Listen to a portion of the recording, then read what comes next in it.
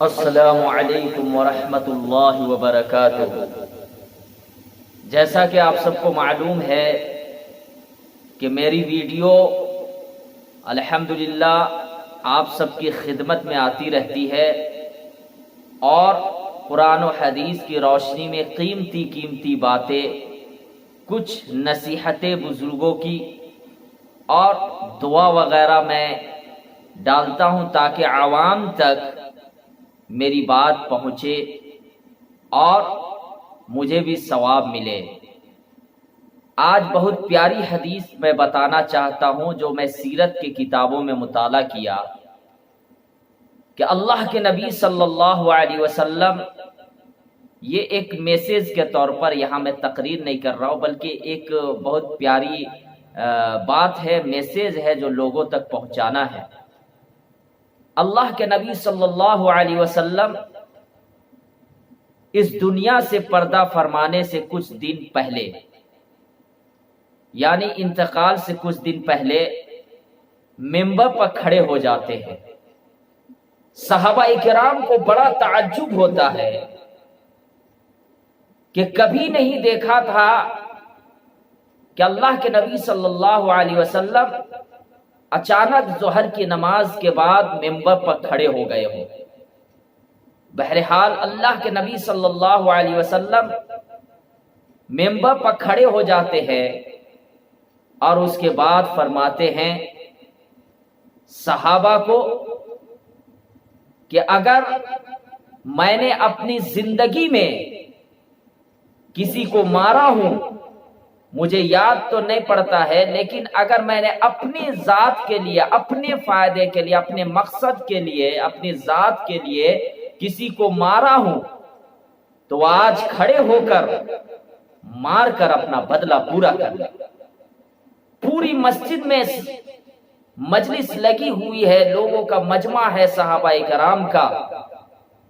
اللہ کے نبی کیا فرما رہے ہیں کہ اگر میں کسی کو مارا ہوں اپنے لیے، اپنی ذات کے لیے، تو آج کھڑے ہو کر مار کر اپنا بدلہ پورا کر لیں۔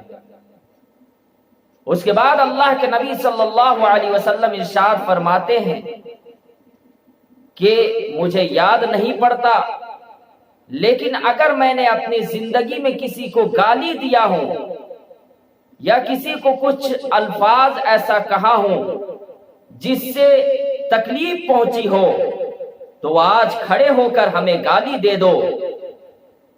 اس کے بعد اللہ کے نبی صلی اللہ علیہ وسلم ارشاد فرماتے ہیں کہ مجھے یاد تو نہیں ہے، لیکن اگر میں اپنی زندگی میں کسی کے مال کو ہڑپ لیا ہوں یا کسی کی زمین کو ناجائز طور پر قبضہ کر لیا ہوں تو آج کھڑے ہو کر اپنا حق مانگ لے، میں اس کا حق ادا کر دوں گا۔ اللہ کے نبی صلی اللہ علیہ وسلم یہ جملہ کہہ کر خاموش ہو جاتے ہیں۔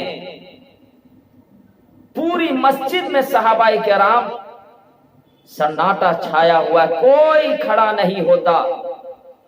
اللہ کے نبی صلی اللہ علیہ وسلم پھر تھوڑی دیر کے بعد کھڑے ہو جاتے ہیں اور فرماتے ہیں کہ مجھے یقین ہے کہ میں نے اپنی زندگی میں کسی کو گالی نہیں دیا ہوں، مجھے یقین ہے کہ میں نے اپنی زندگی میں اپنے لیے کسی کو مارا نہیں ہوں، مجھے یقین ہے کہ میں اپنی زندگی میں کسی کی زمین کو ناجائز طور پر قبضہ نہیں کیا ہوں، لیکن میں یہ اس وجہ سے سوال کر رہا ہوں کہ اگر میں کچھ کیا ہوں گا تو دنیا ہی میں میرا معاملہ ختم ہو جائے گا، ورنہ کل قیامت کے میدان میں اللہ کو کیا جواب دوں گا؟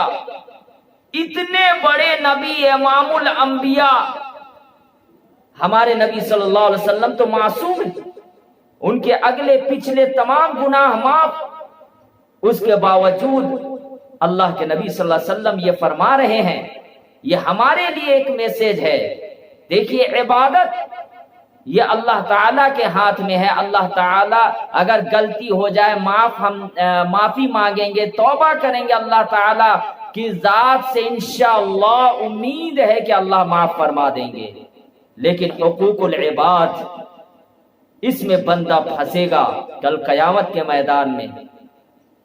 کسی کو آپ نے گالی دیا ہے، کسی کو مارا ہے، کسی کی زمین کو ناجائز طور پر قبضہ کیا ہے، کسی کے کھیت کو تم نے اپنا کھیت کر لیا ہے، اگر ناجائز طریقے سے آپ نے یہ کیا ہے، کل قیامت کے میدان میں پھنسے ہوئے۔ اور بڑا بھائی چھوٹے بھائی کا حق مارا، یا چھوٹے بھائی بڑا بھائی کا حق مارا، یا بھائی بہن کا حق مارا۔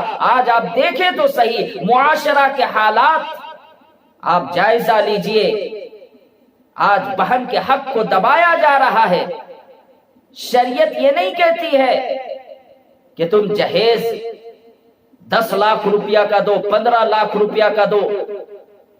شریعت تو یہ کہتی ہے کہ اگر بہن کا جو دختری ہے، جو اس کا حصہ ہے، اس کو دو، مرنے کے بعد کیا جواب دو گے؟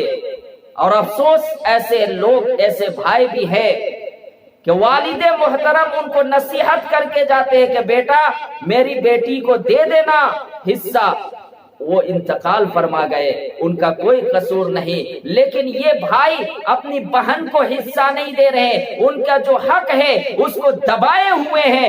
یاد رکھنا، جس طریقے سے تم بیٹا ہو اسی طریقے سے وہ بھی بیٹی ہے۔ خواہ مخواہ تمہارے والد محترم کو گناہ ہوگا۔ میں بھائیوں سے گزارش کرتا ہوں، ارے کب تک مال مال کرو گے؟ قارون سے زیادہ تمہارا مال تھا کیا؟ مال میں اتنی لالچی مت کرو کہ آخرت کو بھول جاؤ، کل قیامت کے میدان میں بھول جاؤ۔ تمہیں معلوم نہیں ہے کہ قرآن کریم میں کیا ہے؟ فَمَن يَعْمَلْ مِثْقَالَ ذَرَّةٍ خَيْرًا يَرَهُ وَمَن يَعْمَلْ مِثْقَالَ ذَرَّةٍ شَرًّا يَرَهُ۔ معلوم نہیں ہے، پڑھے لکھے لوگ ہیں، آج بہنوں کا حق دبائے ہوئے ہیں۔ یہ کچھ ضروری باتیں تھی، میسج تھا جو لوگوں تک پہنچانا ہے، اس کو زیادہ سے زیادہ شیئر کریں، دعاؤں میں یاد رکھیے۔ السلام علیکم ورحمۃ اللہ وبرکاتہ۔